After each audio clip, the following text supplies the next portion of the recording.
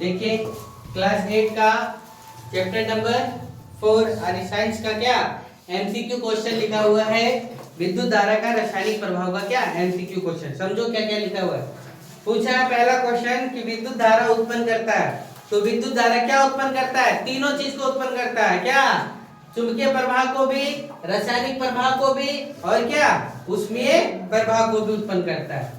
दूसरा नंबर पूछा है कि वैसे पदार्थ जो विद्युत का चालन करते हैं क्या कहलाते हैं? तो वैसे पदार्थ जो विद्युत का चालन करेगा वो क्या कहलाएगा?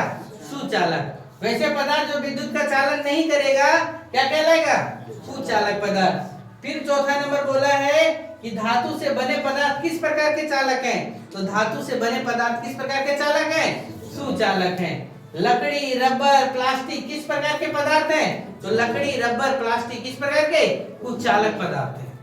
फिर छठा नंबर पूछा कि कोई पदार्थ चालक है या कुचालक है, इसको पता लगाने के लिए हम लोग किसका प्रयोग करते हैं? तो टेस्टर का प्रयोग करते हैं। किसका प्रयोग करते हैं? टेस्टर का। सातवां नंबर है बिजली के काम करते वक्त बिजली मिस्त्री रबड़ के दस्ताने क्यों पहनता है? तो बिजली मिस्त्री रबड़ के दस्ताने इसलिए पहनता है ताकि उसको करंट का झटका ना लगे, विद्युत का झटका ना लगे। फिर आठवां नंबर क्वेश्चन है कि टमाटर का रस विद्युत का किस प्रकार का चालक है? तो टमाटर का रस विद्युत का क्या हीन चालक है। H2SO4 क्या लिखे हैं?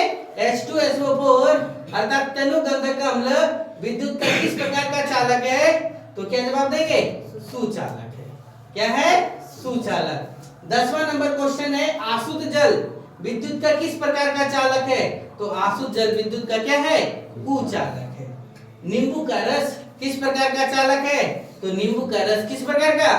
सुचालक। यानी सब में करंट प्रवाह हो जाएगा। एलईडी का बड़ा लीड किस ध्रुव को दर्शाता है? एलईडी में दो तार लगे होते हैं ना, एक बड़ा और एक क्या छोटा। तो बड़ा जो रहता है वो क्या पॉजिटिव टर्मिनल, और जो छोटा रहता है वो कौन सा नेगेटिव। यानी जो बड़ा है वो क्या पॉजिटिव वाले धन ध्रुव को दर्शाया।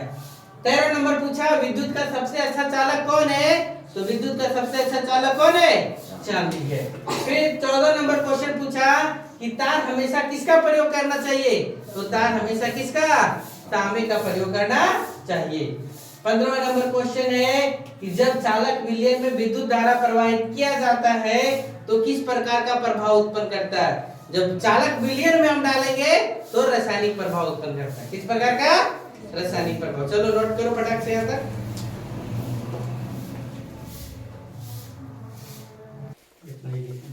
देखो आगे 16 नंबर क्वेश्चन क्या है।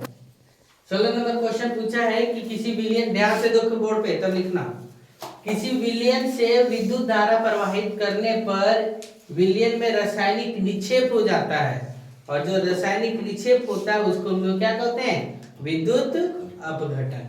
क्या कहते हैं उसे? विद्युत अपघटन। विद्युत अपघटन में प्रयुक्त विलयन को क्या कहते हैं? अपघटन की प्रक्रिया में जो हुआ उसमें प्रयुक्त विलयन है, उस विलयन को क्या कहते हैं हम लोग? अपघट्य पदार्थ कहते हैं, यानी विद्युत अपघट्य। धातुओं के शुद्धिकरण करने में किसका प्रयोग करते हैं? तो विद्युत अपघटन की प्रक्रिया का प्रयोग करते हैं। धातु पर परत चढ़ाना किस विधि से करते हैं? तो ये भी क्या विद्युत अपघटन की प्रक्रिया के द्वारा किया जाता है। 20 नंबर क्वेश्चन है धातुओं को उसके अयस्क से अलग करने की प्रक्रिया क्या कहलाती है?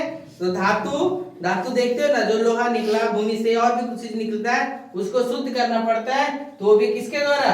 विद्युत अपघटन की प्रक्रिया के द्वारा। 21 नंबर क्वेश्चन पूछा है एलईडी का फुल फॉर्म क्या होगा?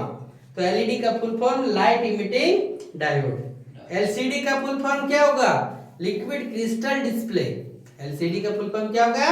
Liquid crystal display. पहले एलसीडी एलईडी सब प्रयोग होता था ना।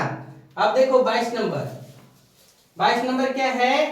लिखा है क्वेश्चन कि विद्युत धारा की सहायता से किसी धातु के सतह पर इच्छित धातु की परत को निक्षेपित करने की प्रक्रिया क्या कहलाती है? तो किसी धातु की सतह पर इच्छित धातु को निक्षेपित करने की प्रक्रिया क्या? विद्युत लेपन कहलाती है। 23 नंबर क्वेश्चन है फूलों एवं वाहनों को जंग से बचाने के लिए किस परत की निक्षेपित की जाती है? किस धातु की परत की निक्षेपित की जाती है? तो जिंक को चढ़ाया जाता है। 24 नंबर जो हम लोग टीना उना लेते हैं ना, डब्बा लेते हैं ना, उसमें वो लोहा का बना होता है, लेकिन उस पर भी एक परत चढ़ा होता है। वो परत कौन है? तो टिन है। फिर साइकिल को चमकदार बनाने के लिए, इसके हैंडल पहिया को चमकदार बनाने के लिए इसकी परत चढ़ाया जाता है, तो क्रोमियम की परत चढ़ाया जाता है। समझ गए? ये आप लोग का एमसीक्यू था इस चैप्टर का। 25 को आप करेंगे और ध्यान रखेंगे। ठीक है।